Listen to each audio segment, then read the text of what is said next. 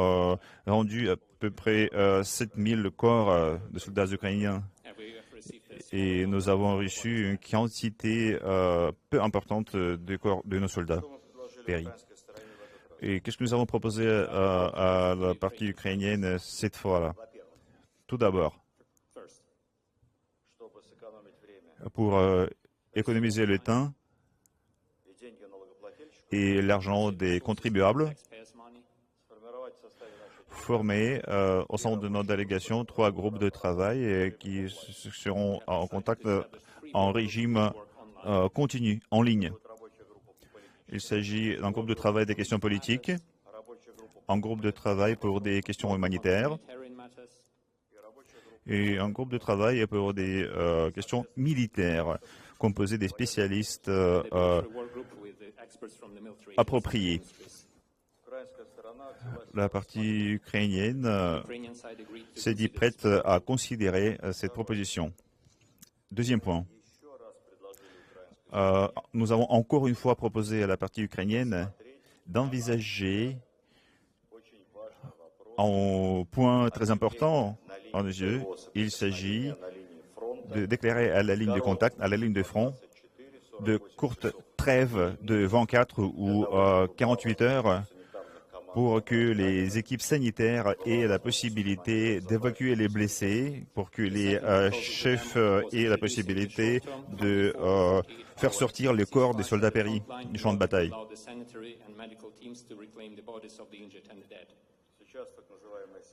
Maintenant, dans la zone grise, soi-disant, compte tenu du danger représenté par les drones kamikazes, les équipes sanitaires subissent un risque très important.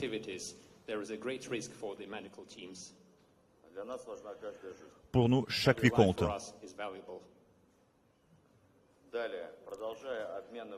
Ensuite, en continuant les échanges de prisonniers de guerre, nous sommes convenus que prochainement, nous allons réaliser l'échange d'au moins 1200 prisonniers de guerre de chaque côté.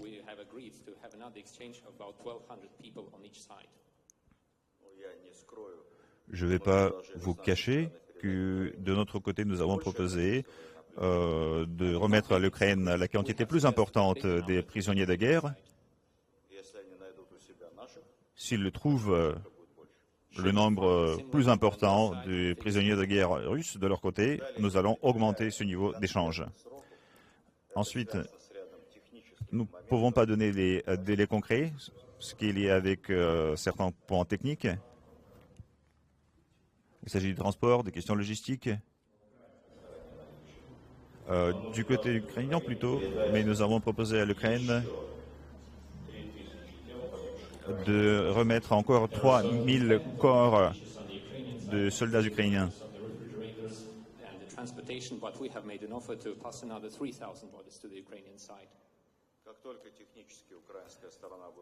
Dès que la partie ukrainienne soit prête à les accueillir du point de vue technique, à l'aide de la Croix-Rouge, nous allons remettre ces corps à la partie ukrainienne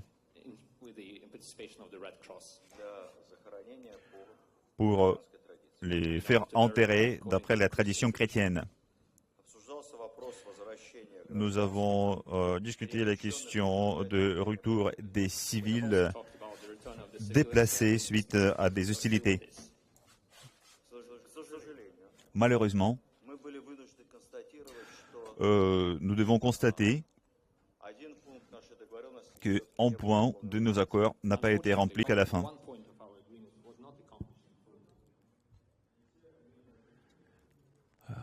En fait, pas la totalité des civils déplacés et qui se trouvent sur le territoire ukrainien sont rentrés chez eux.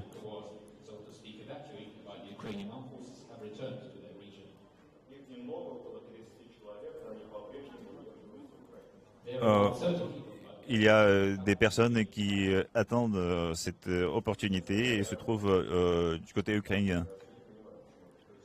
Moi, franchement, je ne comprends pas à quoi doit-on cet état de choses.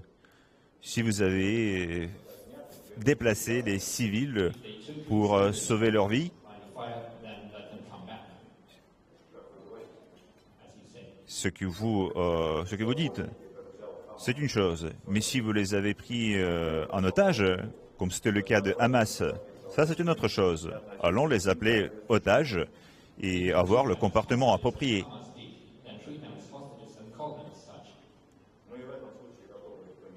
Mais nous sommes toujours prêts à les faire échanger dans les deux cas. On peut les échanger contre les prisonniers de guerre ukrainiens et contre d'autres catégories. Mais là, en fait, il faut utiliser les mots appropriés. Il faut utiliser les termes convenants. Et vous pouvez choisir les mots vous-même. C'est facile. Nous allons aussi continuer les échanges sanitaires continus des blessés graves tout au long de la ligne des hostilités. Et évidemment, nous avons longtemps discuté les positions établies par nos partis dans les mémorandums.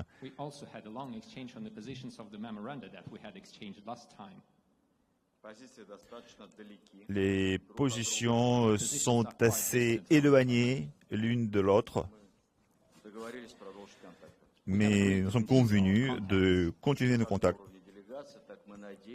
au niveau des délégations, aussi bien qu'au niveau des groupes de travail. Tel est notre souhait. Et le dernier point, en ce qui concerne les dizaines de milliers d'enfants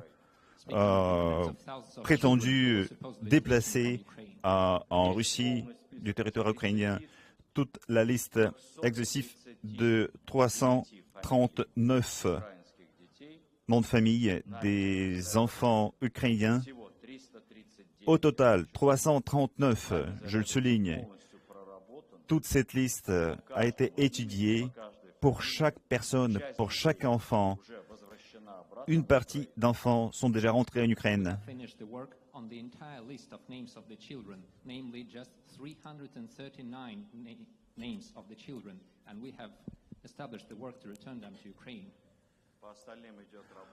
Pour les autres cas, le travail continue. Une fois qu'on trouve des parents, des proches, des représentants légitimes, ces enfants vont rentrer immédiatement chez eux. Pour nous, les enfants, c'est sacré. Maintenant, tous ces enfants sont sous contrôle d'État.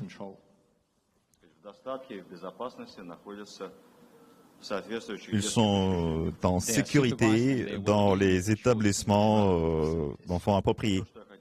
C'est tout ce que j'ai voulu vous dire. Chers collègues, est-ce que vous voulez rajouter quelque chose? Oui, s'il vous plaît. Je vous remercie, M. Medinsky. Les autorités russes font preuve que se soucient constamment des enfants. Et c'est juste pour cela que nous étudions avec scrupule les propos de la partie ukrainienne concernant les enfants ukrainiens. Mais en même temps, il va de soi que les autorités russes se soucient des enfants russes. Et aujourd'hui, nous avons posé la question à la partie ukrainienne en exigeant le retour des enfants russes qui restent sur le territoire ukrainien ou qui ont été déplacés du territoire de l'Ukraine dans les pays de l'Union européenne.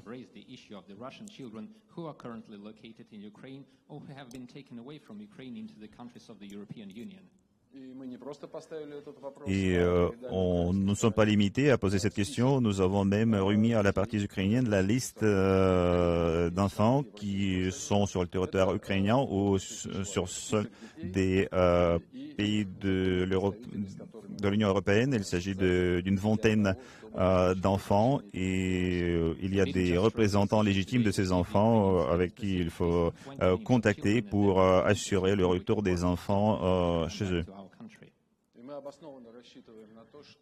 Et nous comptons à ce que du côté ukrainien, on aura aussi d'attention pour les enfants russes que celle démontrée par les autorités russes envers les enfants ukrainiens.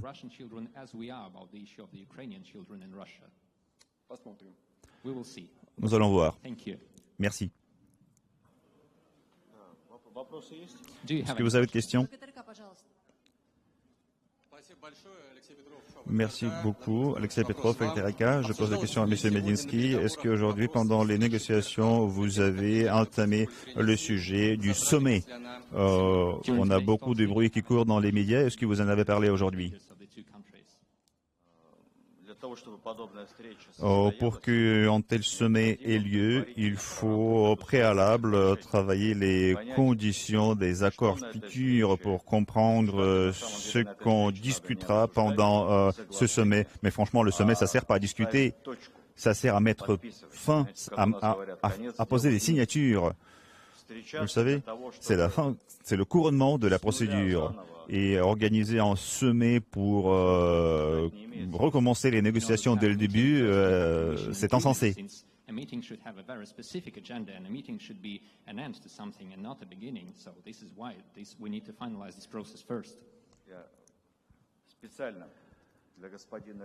Et spécialement pour M. Rutte, comme un grand amateur d'histoire, je vais donner un aperçu historique. En Chine, lors de la guerre civile entre les communistes et les nationalistes, Mao Zedong et Chiang Kai-shek. Chiang Kai-shek toujours exigeait une rencontre personnelle. Si je ne me trompe pas, ils ont eu à peu près 5 sommets. Ils ont pris de photos, ils se sont pris en photo, ils se sont souriés. Mais ça n'a pas mis fin à la guerre civile, parce que les questions de base, les contradictions de base n'ont pas été tranchées, et la guerre continuait. Et à propos, nonobstant l'assistance militaire occidentale massive, les nationalistes ont perdu cette guerre, et c'était les communistes qui ont emporté la victoire. La rencontre doit être dûment préparée. Ce n'est que dans ce cas qu'elle sera efficace. Et c'est cette position qui a été présentée à la partie ukrainienne.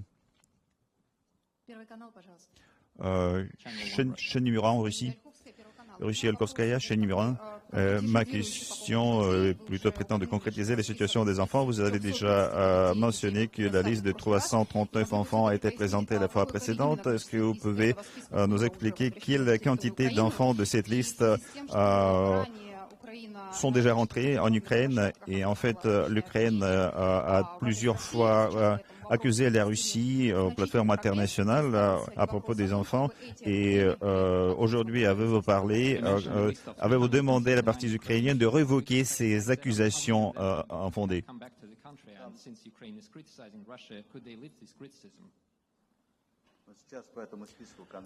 Pour le moment, cette liste est étudiée et travaillée par les représentants des délégations, y compris par le chargé des droits des enfants. Et les enfants rentrent chez eux. Il s'agit d'un sujet assez délicat. Oui, puisque dans cette liste présentée, on a vu des enfants qui n'ont jamais qui ne sont jamais rendus en Russie. Ils se trouvent plutôt peut-être sur le territoire des pays de l'Union européenne. 50 noms de famille de cette liste, ce n'étaient pas des enfants. C'était déjà des adultes. Et cette liste diminue peu à peu, mais chaque nom de famille est digne d'une attention particulière. Et quand exigences de révoquer les accusations mal fondées contre la Russie. Alors la liste peut être très longue.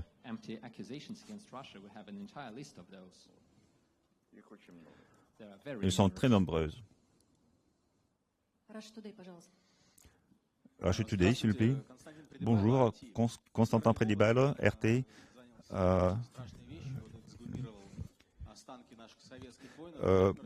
Récemment, on a exhumé les restes de nos soldats.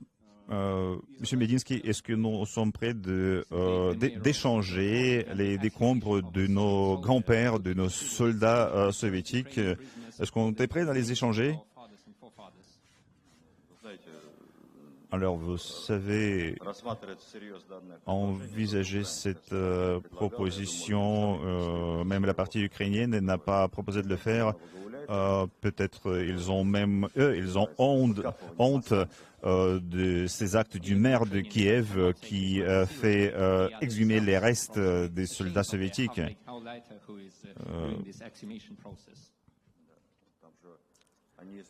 Là, ils sortent les restes des soldats de l'armée impériale, des soldats soviétiques.